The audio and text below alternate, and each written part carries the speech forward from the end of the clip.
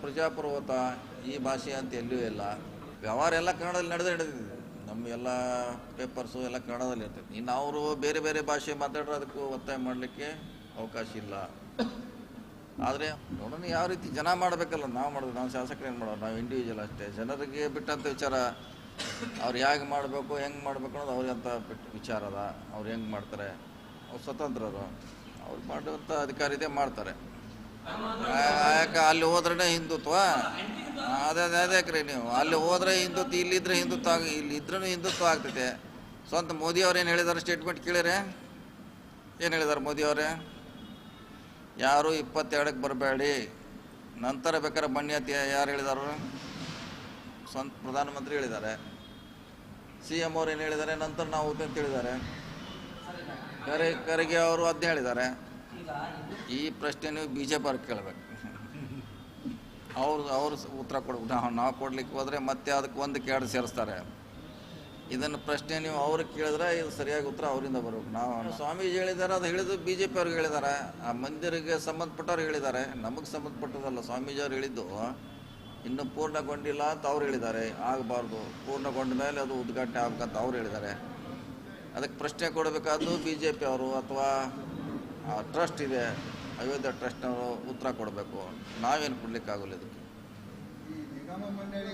ನೋಡಿ, ಅದು ಮಾಡೋದು ಬಿಡೋದು ಹೈಕಮಾಂಡ್ ಬಿಟ್ಟಂಥ ವಿಚಾರ. ನಾವು ಪದೇ ಪದೇ ಹೇಳಲಿಕ್ಕಾಗೋಲ್ಲ. ಒಂದು ಸಾರಿ ಹೇಳಿದ್ದಾರೆ, ಗಮನಕ್ಕೆ ತಂದಿದ್ದಾರೆ. ಸೊ ಅದು ಮಾಡೋದು ಬಿಡೋದು ಪಕ್ಷಕ್ಕೆ ಬಿಟ್ಟಂಥ ವಿಚಾರ. ಪದೇ ಪದೇ ಹೇಳೋದ್ರಲ್ಲಿ ಅರ್ಥನೂ ಇಲ್ಲ. ಪ್ರಯತ್ನ ಮಾಡ್ತೀವಿ ಅಂತ ಹೇಳಿದಿಲ್ಲ, ಪ್ರಯತ್ನ ಗೆಲ್ಲಿಸ್ಲಿಕ್ಕೆ ಪ್ರಯತ್ನ ಮಾಡ್ತೀವಿ. ಎಲ್ಲ ನಮ್ಮ ಕೈಲಿರೋಲ್ಲ. ಜನ ಆಶೀರ್ವಾದ ಮಾಡಬೇಕು, ನಮ್ಮ ಕ್ಯಾಂಡಿಡೇಟ್ ಸರಿಯಾದ ಪಾಪ್ಯುಲರ್ ಇರಬೇಕು. ಸೊ ಎಲ್ಲ ಕನ್ಸಿಡರ್ ಆಗ್ತೈತೆ. ಬರೀ ಗೆಲ್ಲೋದು ಒಂದೇ ಅಂದರೆ ಗೆಲ್ಲಲಿಕ್ಕೆ ಭಾಳಷ್ಟು ಮಾನದಂಡಗಳಿದೆ.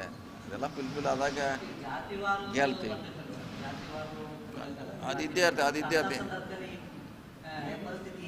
ಇಲ್ಲದೇ ಇದ್ರೆ ಎಲ್ಲರೂ ಕೊಡ್ಬೇಕ್ರಿ. ನಾವು ಹೇಳಿದ್ರಲ್ಲ, ನಾವು ಸರ್ಚ್ ಮಾಡ್ತಾ ಇದ್ದೀವಿ ಅಂತ ಹೇಳಿದ್ದೀವಿ.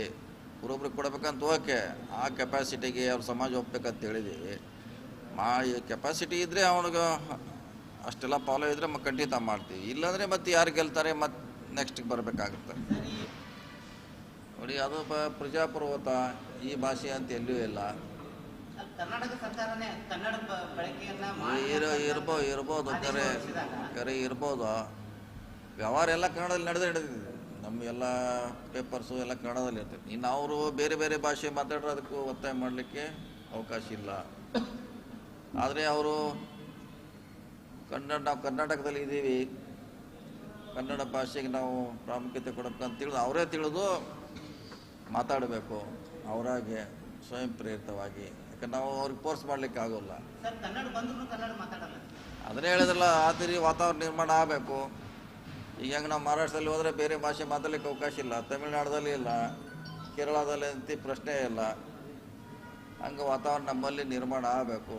ನಿರ್ಮಾಣ ಆಗಲಿಕ್ಕೆ ಅದಕ್ಕೆ ಸರ್ಕಾರಗಳು ಆ ನೀತಿ ಪೂರಕವಾಗಿ ಕೆಲಸ ಮಾಡಬೇಕು. ಯಾಕೆ ಮುಂಚೆಯಿಂದ ಇದು ಮುಂಬೈ ಕರ್ನಾಟಕದಲ್ಲಿ ಬಂದದ್ದು, ಮರಾಠಿ ಭಾಷೆಗೆ ಆ ಚಾಲ್ತಿಯಲ್ಲಿತ್ತು, ಸರ್ಕಾರ ಕೂಡ ಇತ್ತು. ಹೀಗಾಗಿ ಅದಕ್ಕೆ ಹೆಚ್ಚು ಕಮಾಂಡ್ ಇದೆ ಇನ್ನೂ ಭಾಷೆ. ಅದನ್ನು ಹೋಗಲಾಡಿಸ್ಲಿಕ್ಕೆ ಹಲವಾರು ಕಾರ್ಯಕ್ರಮ ಸರ್ಕಾರಗಳು ಹಾಕೊಳ್ಳುತ್ತೆ. ಅಂದಾಗ ಮಾತ್ರ ಬದಲಾವಣೆ ಆಗುತ್ತೆ. ಸೊ ಅವರು ಸ್ವಯಂ ಪ್ರೇರಣೆಯಿಂದ ಕನ್ನಡ ಮಾತಾಡಬೇಕು. ಯಾಕಂದರೆ ಕನ್ನಡದಲ್ಲಿ ವ್ಯವಹಾರ ಆಗ್ತದೆ, ಬೇರೆಯವ್ರು ತಿಳಿಬೇಕು ಕನ್ನಡದಲ್ಲಿ ಏನು ನಡೀತಾ ಇದೆ ಮಹಾನಗರ ಪಾಲಿಕೆಯಲ್ಲಿ ಅಂತ. ಸೊ ಅವರಾಗಿ ಕನ್ನಡ ಮಾತಾಡ್ರೆ ಒಳ್ಳೆಯದು. ಒಂದು ಕಡೆ ಮಾಡ್ಲಿಕ್ಕಾಗಲ್ಲ, ಒಂದು ಕಡೆ ಮತ್ತೆ ಸುತ್ತಾಗಿ ಹೋಗ್ಬೇಕು, ಭಾಳ ದೂರ ಆಗಿದೆ ರಾಮನಗರ. ಈಗ ಇದನ್ನು ರಿಪೇರ್ ಮಾಡ್ತಾ ಇದ್ರಲ್ಲ, ಈಗ ಇದನ್ನು ಏಪ್ರಿಲ್ ಮೇ ಒಳಗೆ ರೀಕಾರ್ಪೆಟ್ ಮಾಡ್ತಾರೆ. ಚೋರ್ಲಾ ರಸ್ತೆ ಇಲ್ಲ, ಲೋಕಲೇ ಮಾಡ್ತೀವಿ. ವಿಶೇಷಕ್ಕೆ ಯಾರು ಬರೋಲ್ಲ ರೀ.